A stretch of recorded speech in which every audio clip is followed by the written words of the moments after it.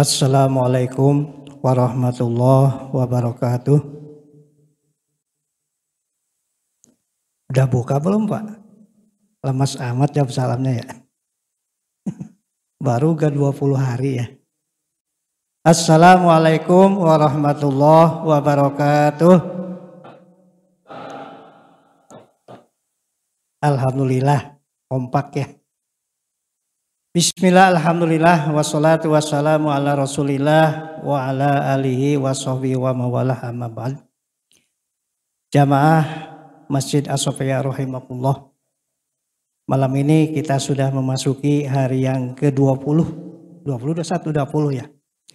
Berarti lebaran 10 hari lagi. Tepatnya tanggal 1 Syawal insyaallah Pak ya. Mudah-mudahan kita sehat dan panjang umur. Ya kadang-kadang udah ngarep-ngarep pengen lebaran. Ya, apalagi udah punya baju baru. Wah, kapan lebaran gitu ya.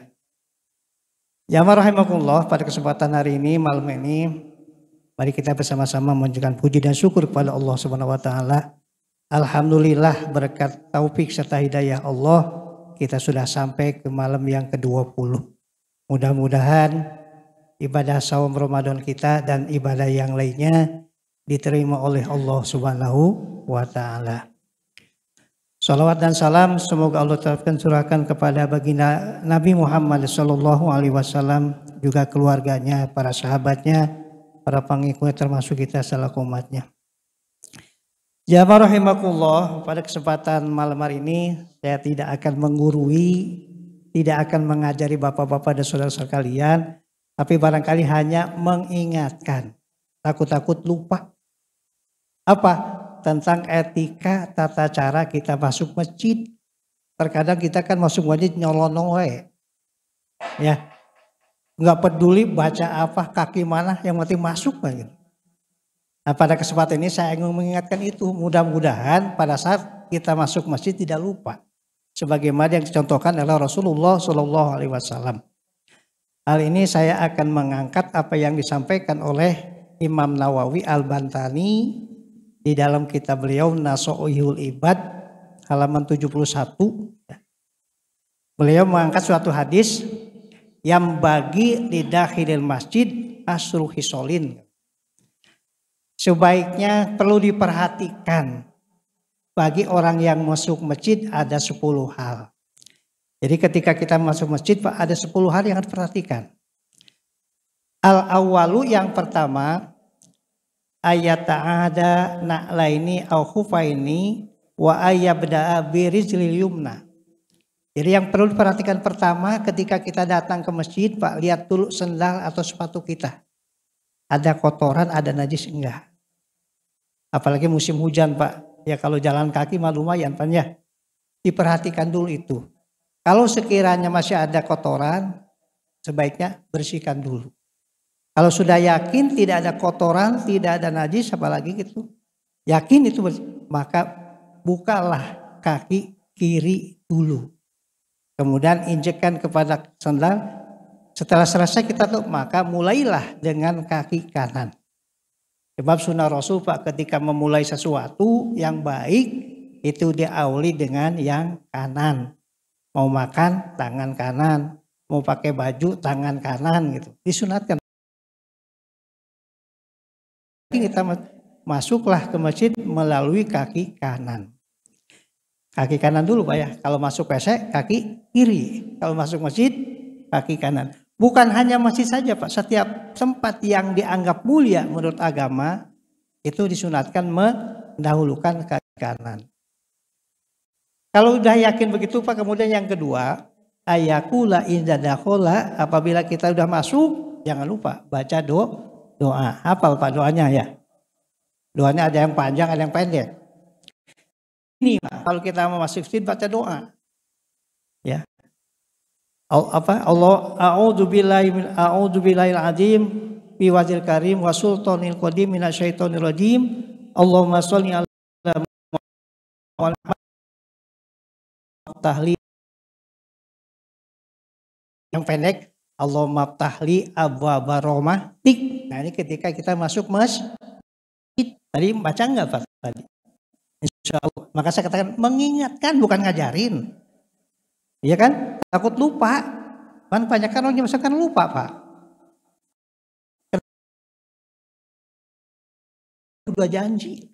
Kalau saya jadi ini, begitu lupa, akhirnya dilanggar. Nah mudah-mudahan tidak lupa Pak ya. Kalau lupa ingat. Magfili junubi wabtahli abwaba rahmati. Kemudian yang ketiga, apabila kita sudah masuk, jangan lupa ucapkan salam.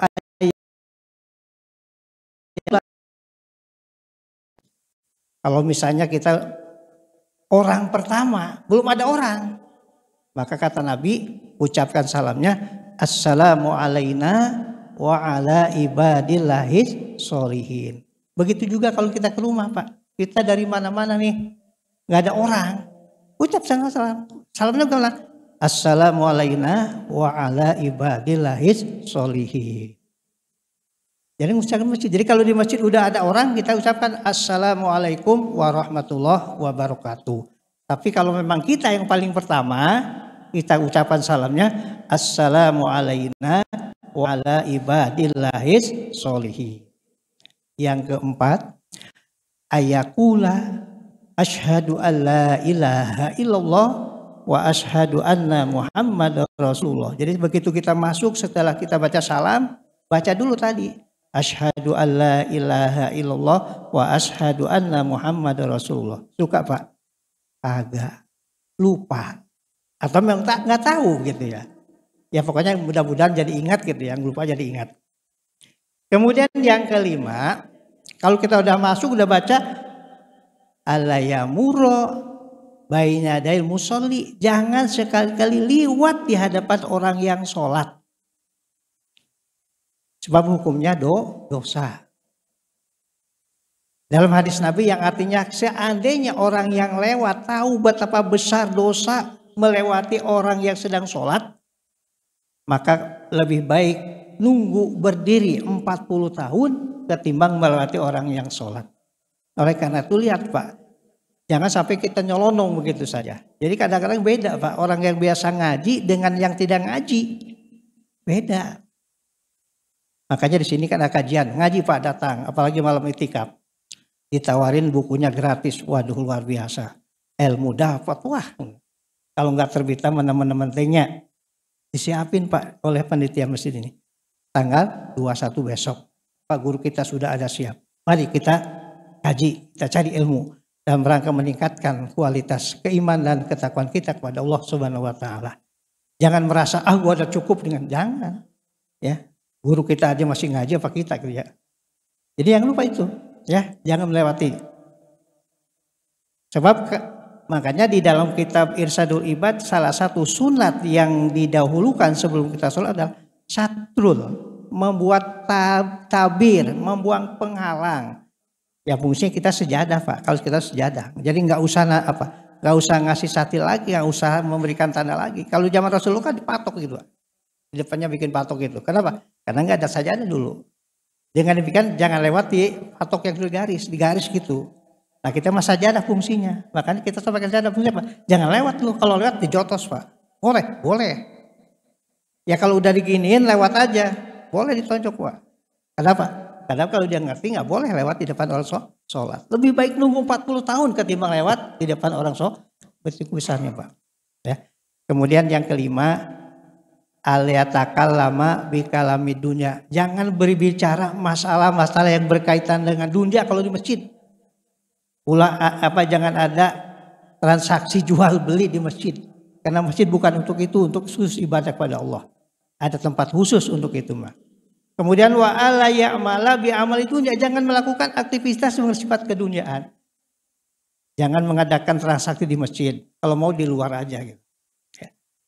Yang berikutnya ala yadkhula illa biwuduin. Jangan masuk ke masjid kecuali punya wudu.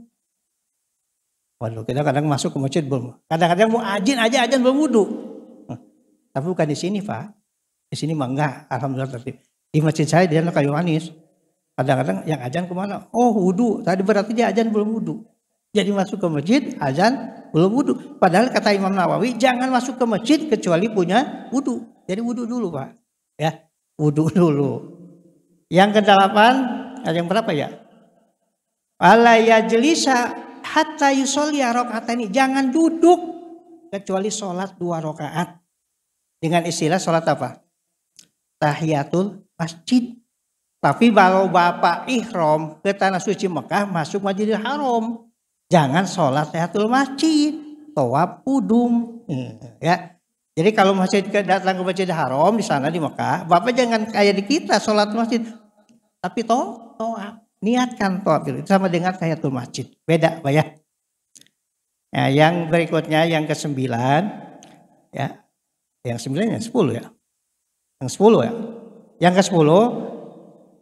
Ija koma min majli kola, apabila kita sudah selesai melaksanakan ibadah mau pulang, maka jangan lupa mengucapkan apa?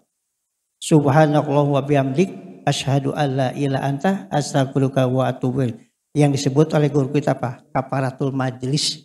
Bukan hanya ngaji saja Pak. Ketika kita sudah selesai dari masjid mau pulang baca itu.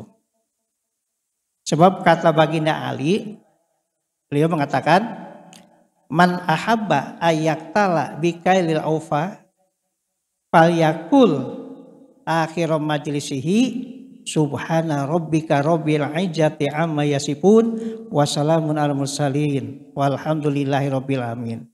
Barang siapa yang menginginkan, mencintai, menyukai ditimbang amal perbuatan dengan timbangan yang sempurna, maka Anda akan mengucapkan di akhir majelisnya atau ketika dia bangun dari majelisnya, yaitu subhana rabbika rabbil izzati amma yasifun wa salamun alal mursalin walhamdulillahi rabbil alamin.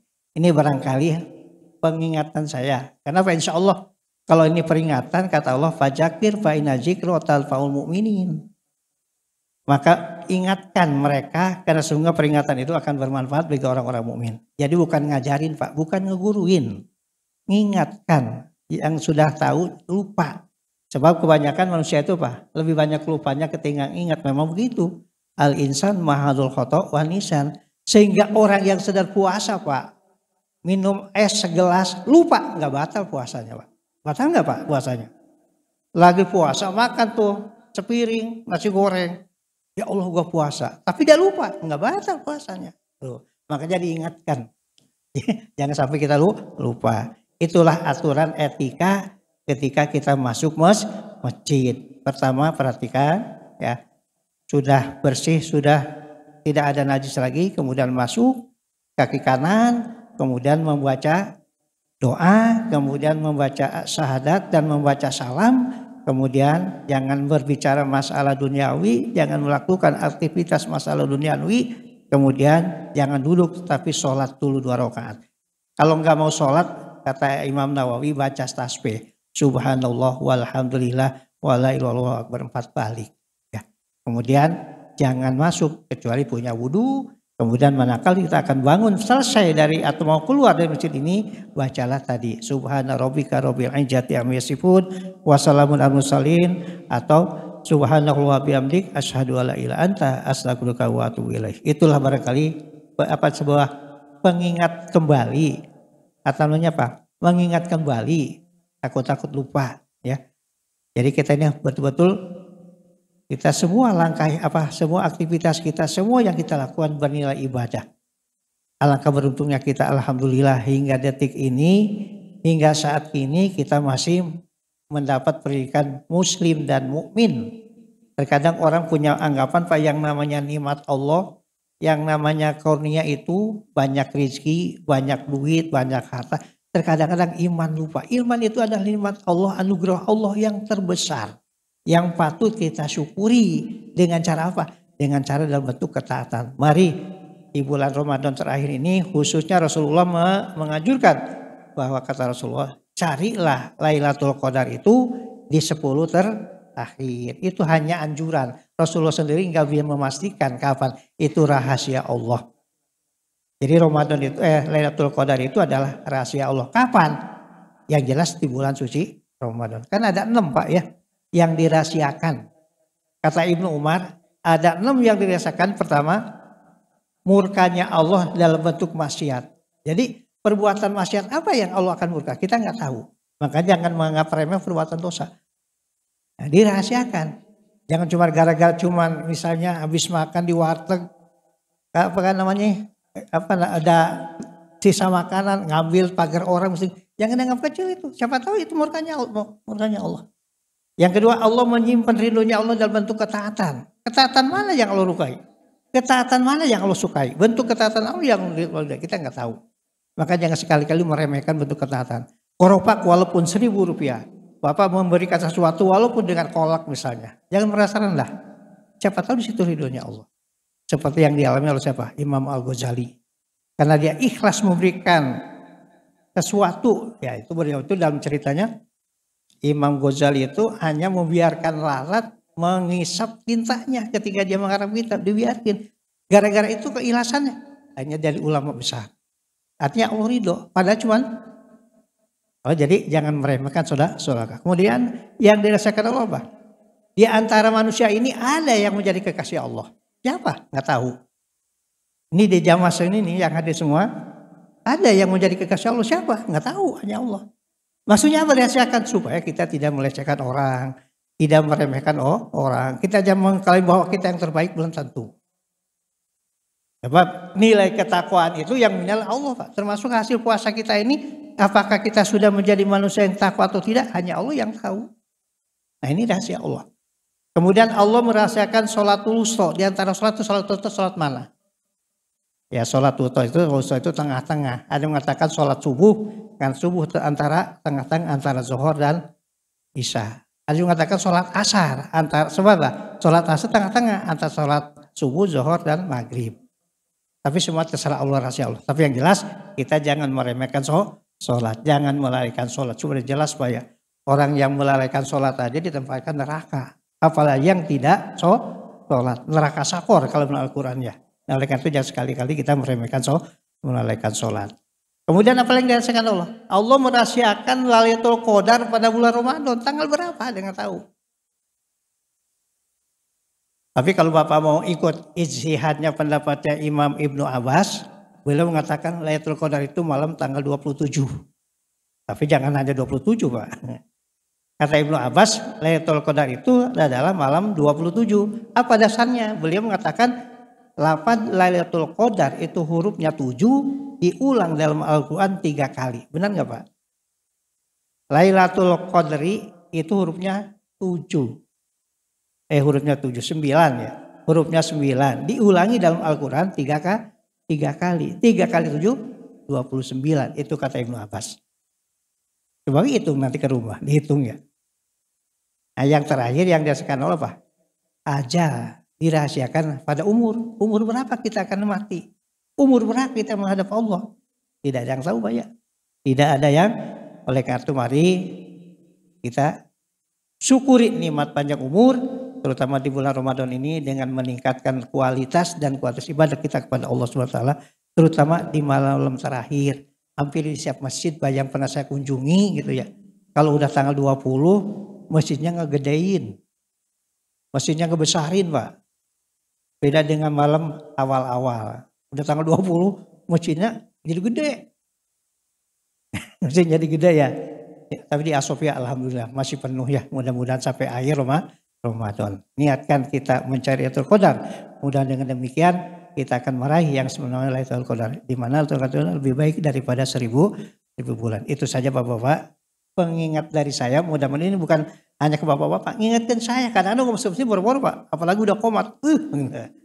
Ke masjid mah gak usah buru-buru Pak ya. Karena kata Rasulullah bisakinah. Kalaupun udah komat biarinnya tenang Pak. Ya. Wah kita masih di alam. Udah komat. Ya santai aja Pak. Biasa gitu jangan lari. Kata Nabi alaikum bisakin. Atau ketinggalan. Cuma dapat tahiyat akhir. Fadilah jamaah dapat ya. Kenapa? Niat kita udah menjadi ibadah. Kecuali kita mau ngambil bansos. Buru-buru. Atau mengambil apa? Sembako. Pembagian sembako. Kalau nggak buru-buru. Gitu. Tapi untuk sholat begitulah kasih sayang Allah. Rahmatnya Allah kepada kita. Begitu indahnya Allah, cuman kadang-kadang kita nggak mau dikasihani oleh Allah. Itu saja barangkali kurang lebih mohon maaf. Nah, itulah yang benar dari Allah, yang salah dari saya. Saya sih masih apa? Masihlah belajar. Makanya gitu di dicantumkan. Aduh, padahal katanya jadwal saya besok kok sekarang. Saya nggak punya persiapan gitu. Tapi saya ingat itulah yang penting setiap hari kita masuk masjid itu tadi aturan etika yang diajarkan oleh Rasulullah kita laksanakan. Jangan ngaku sunnah ahli sunnah, jangan ngaku umat Muhammad, tapi perilakunya tidak dilaksanakan. Di masjid-masjid lain apa ada Pak? 7 sunat harian Rasul tuh ya. Ada Pak ya? Mari kita tiru. Cinta kepada Rasul. Tapi sholatnya di imah wae, karena jamaah. Gimana bukti cinta kepada Rasul? Rasulullah salah satu sunah hari apa? Selalu sholat berjamaah di masjid. Mari gitu ya. Gitu. Ya. Itu saja Bapak-Bapak, karena kita akan melaksanakan sholat taraweh. Mudah-mudahan ya apa yang saya sampaikan tadi khususnya bermanfaat untuk saya. Dan memang ngajarin saya Pak. Kalau Bapak mah sekali tinggal bukan ngajarin, ingatkan doang. Karena Bapak udah lebih tahu.